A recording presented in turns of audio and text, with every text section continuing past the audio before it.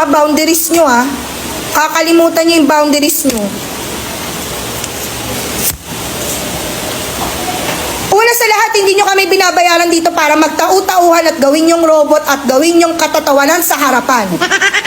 Pangalawa, hindi ako nag-board exam para lang hindi irespeto ng mga katulad nyo. Wala pa lamang nararating sa buhay. Ang kakapal ng mga mukha nyo.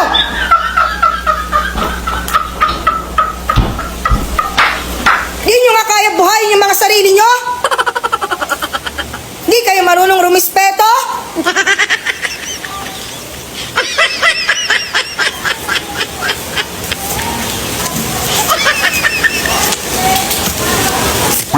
Mag-board exam din kayo para malaman nyo kung hanggang saan kayo.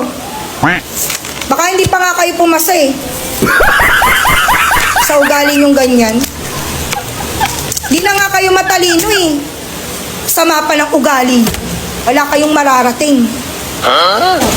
Bumaba ka na doon! Tatawa ka pa. Ingrato. Ayaw, di ba? Galing squatter.